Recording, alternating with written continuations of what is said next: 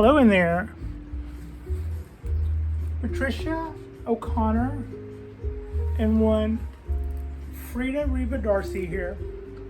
And today I thought I would do a video on what I have kind of picked up on the 2 years, going on 2 years, that I've had my Japanese cork bark black pine. This is a 75-year-old tree.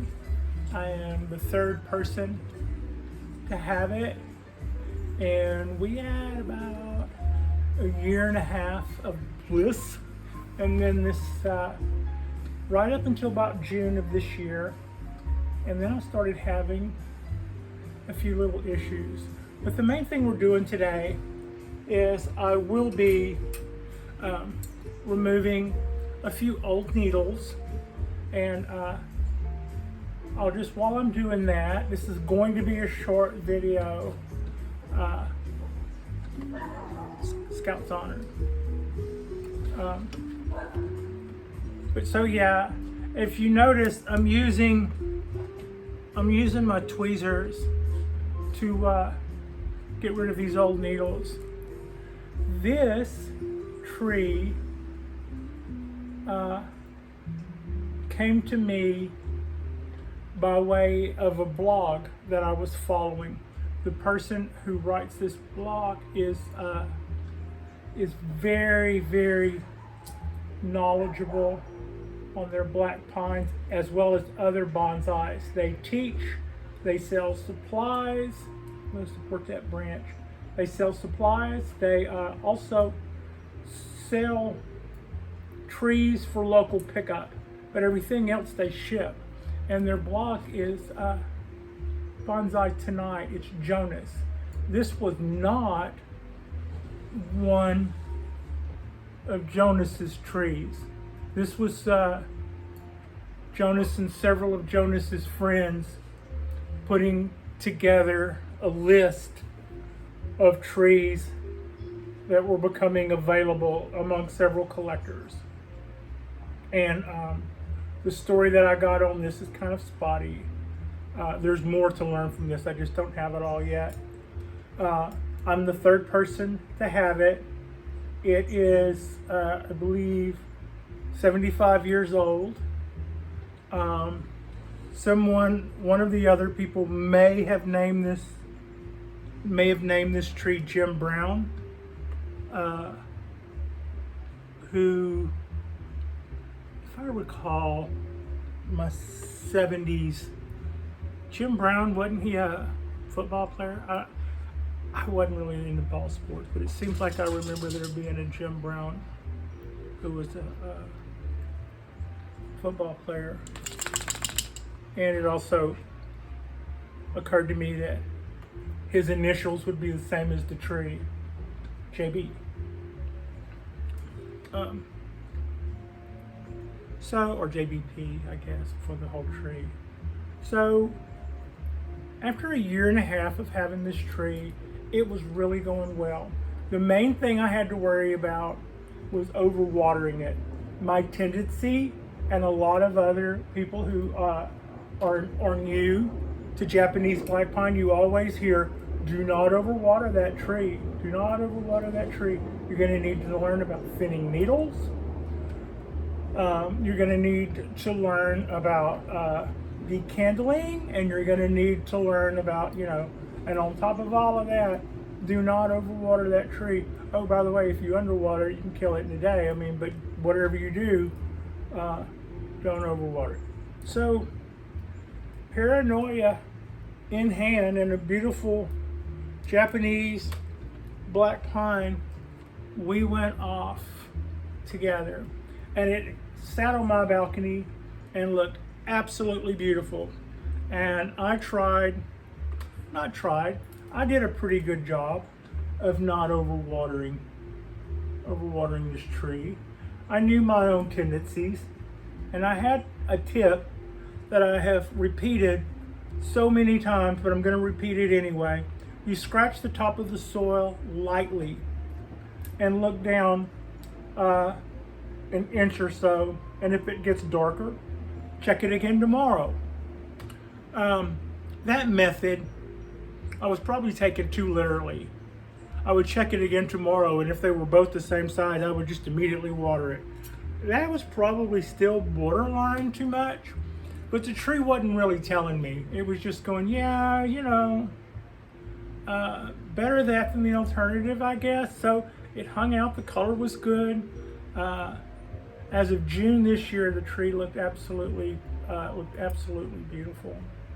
And then after that, I started noticing that the leaves were turning a little yellow.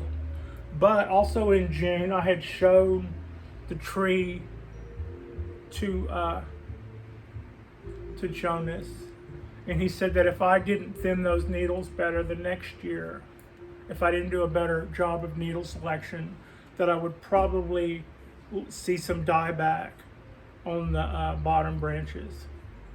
So that told me what I needed to work on, and I went to work working on that.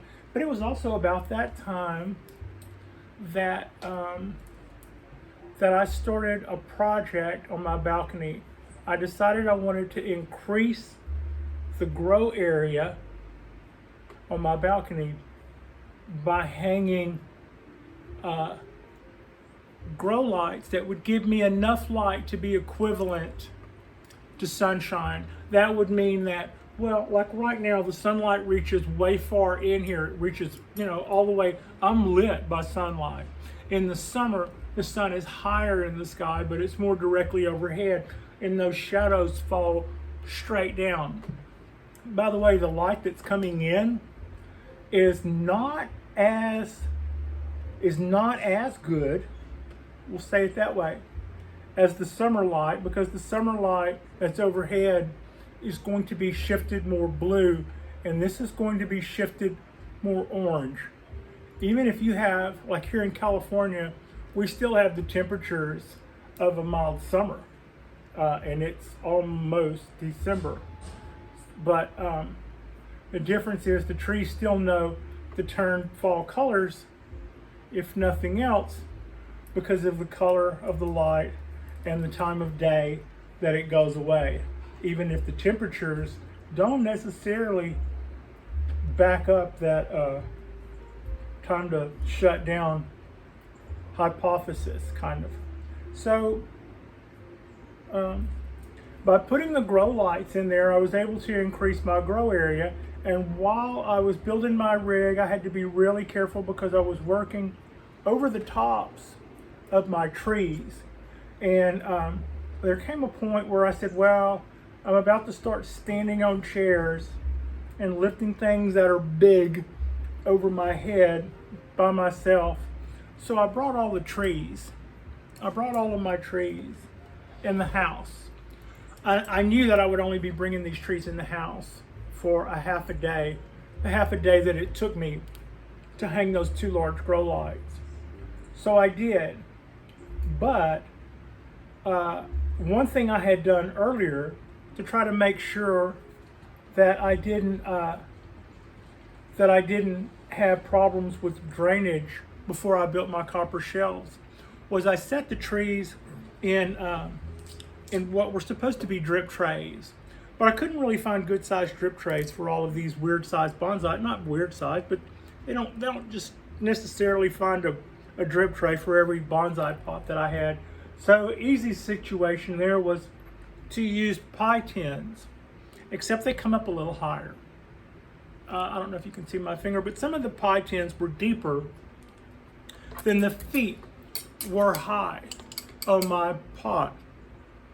And at first, there's a little water stain right here on the feet where this tree had been in a shallow pot. I mean, it had been in a shallow cookie tin.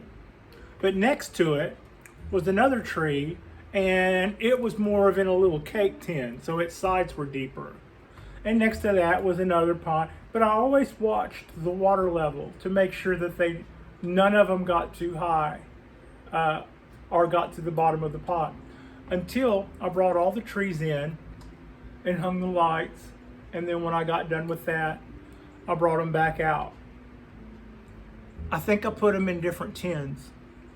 So I got the order pretty close, but I probably mixed up a couple. One here that was here is now here, and one that's here was here.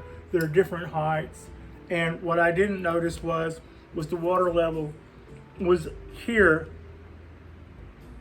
on a couple of my pines.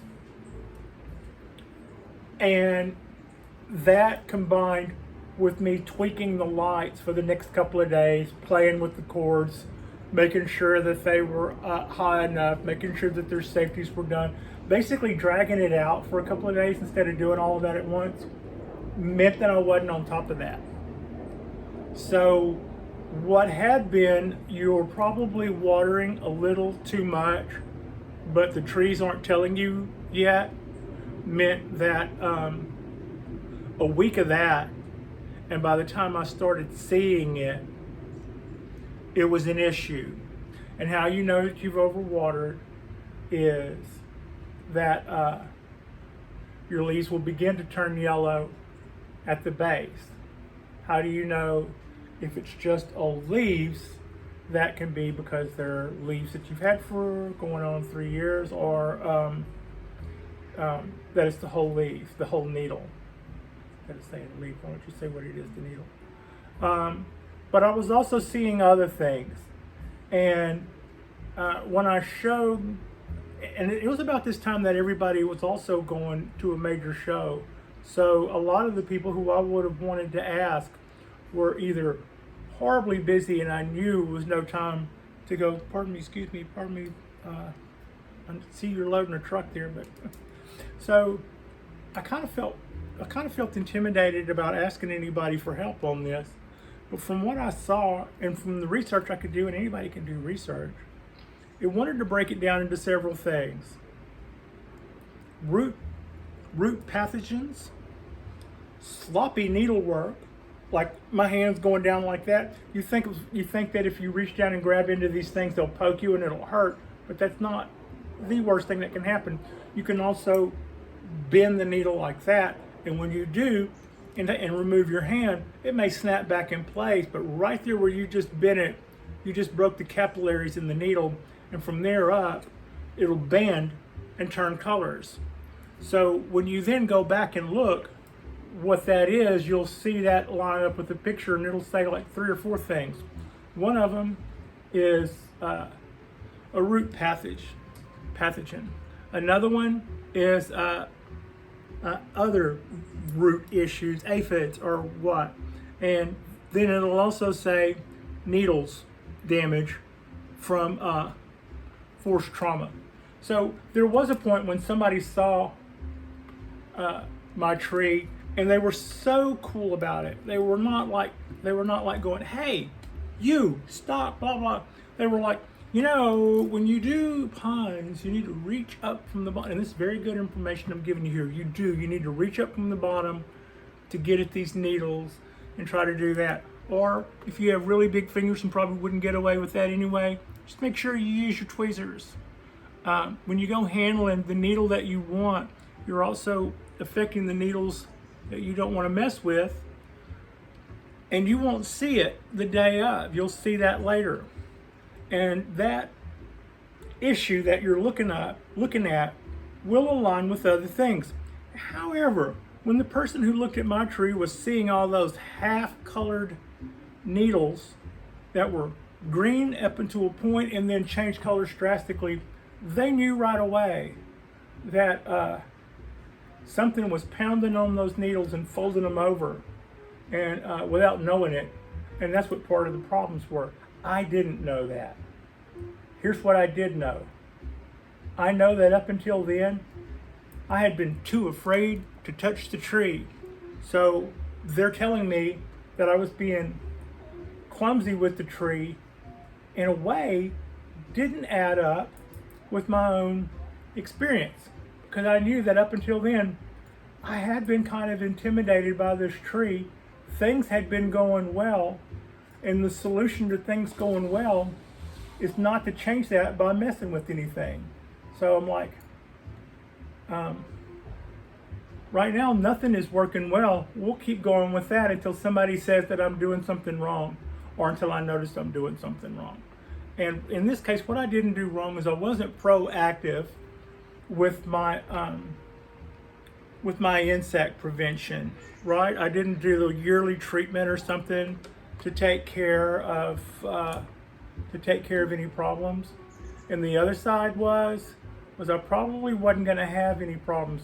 When you look at all of these different things that can go wrong, these different funguses or these different viruses or actual insects, there's always a part where they go back to overwatering.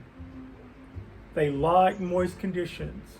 They like overwatering. Kept reading that over and over again. So a lot of times it looks to me like, whether you think it's overwatering at the very start or whether you think it's this or that or this other, that a lot of those things tend not to happen to trees that are healthy.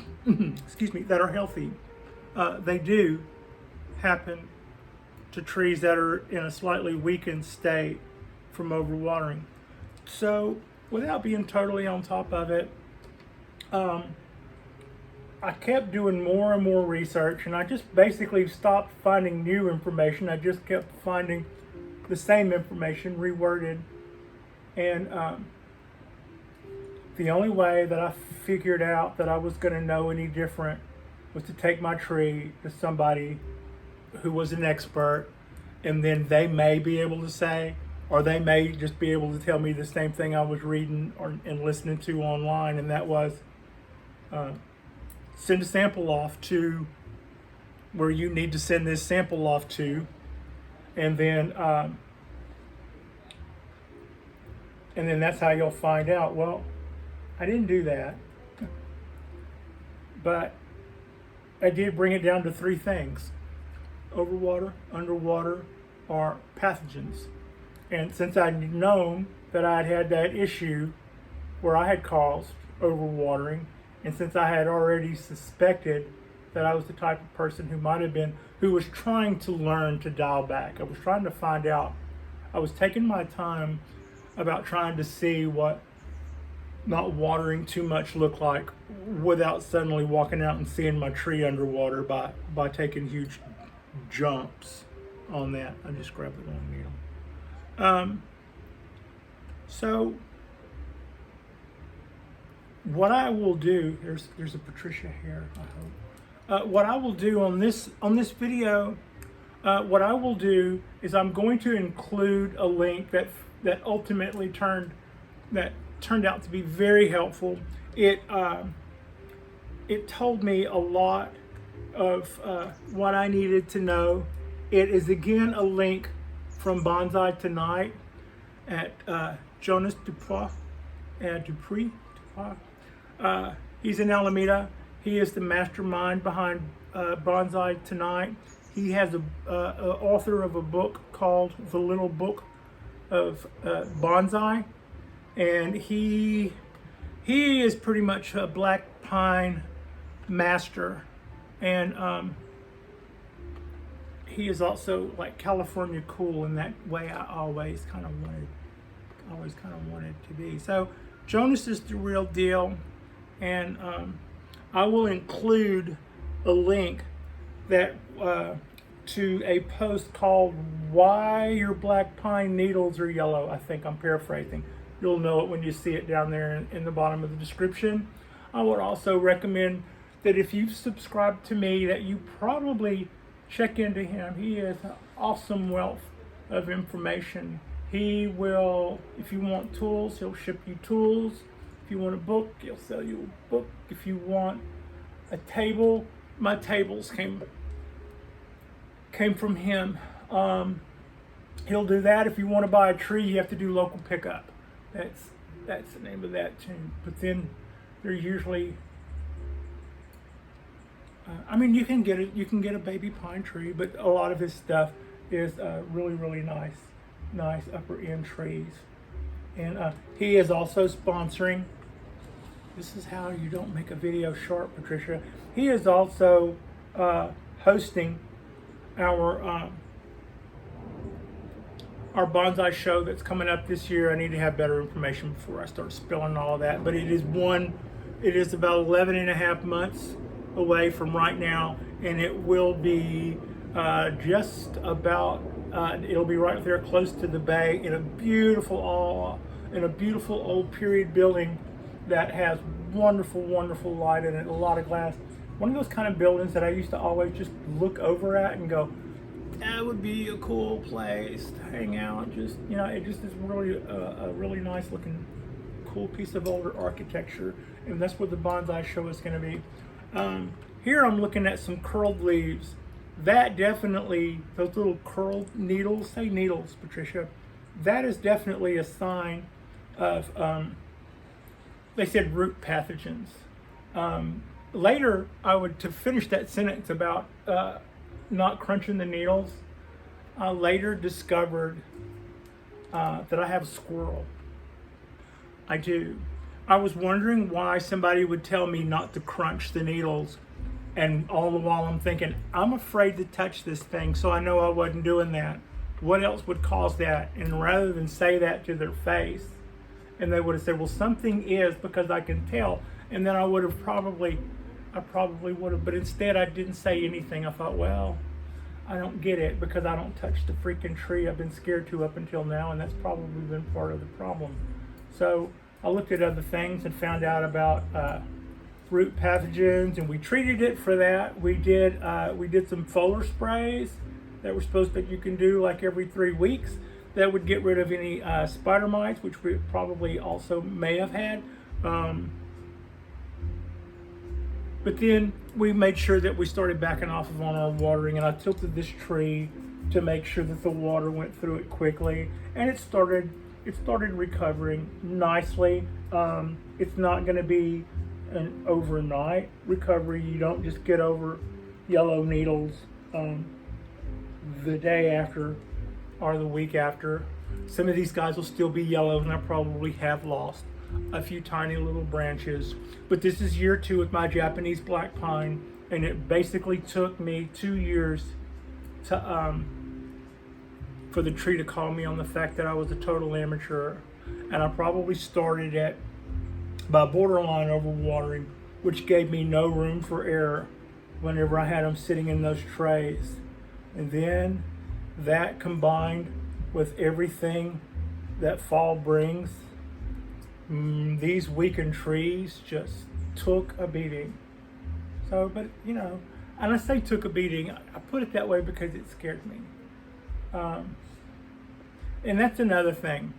Being a member of a club would have caused me to fret a little less, would cause me to know that the things that I was doing were the right things. I put the tree on a yearly program to get rid of anything that might have been down there gnawing on things, and then I started giving it thorough waters in case I wasn't watering it correctly, and then after that I started making sure that it dried out correctly like I always had been. But then after that I gave it 1 extra day as I then felt confident to do so, and so far that's been turning out okay. On really hot days I go and look at it and make sure that my little soil trick isn't running too far ahead of me, so I don't get caught out. But this tree has been wonderful. I would say that I spent a couple of years thinking that it wasn't the challenge that I thought it was, and then all of a sudden things start going wrong, and you go, well, darn. So, but even then, being proactive helped. What I didn't finish the sentence about me not sending the information off to the county ag, and I bet there's a system by which you could probably go by there and get a self-addressed envelope, and you take a sample of something that's not going well, or you take a picture and you submit that or drop that, but then you mail that off, and then you wait 3 or 4 weeks and they tell you what was going on. Well, in this case, they were going to say it was one of 3 things, and my basic treatment was to act like it was one of those 3 things and do something that would be beneficial to the tree if it were any one of those three things, and none of those three things were contradictory to the other. It's not like I was giving it, I wasn't like giving it poison and an antidote in the same breath. Okay. So I've been cleaning this up. I will probably continue to do this a little longer. But this is my Japanese black pine, 75 years old. I'm the third person to have this tree, and it has new shoots all over the top. It has bounced back with a lot of vigor. I should probably come in close, but I'll do that on one of the other videos. This short video is already a little long, but we're going to stop it here because I'm just going to continue to do a little bit more of what I'm doing here, and I will drop the link for this is a wonderful wealth of information, what to do if your black pine leaves yellow. And that the answer to the earlier question was, how was it those needles were getting broke or getting bent over or getting ruptured when I never reached in to touch them? The squirrel.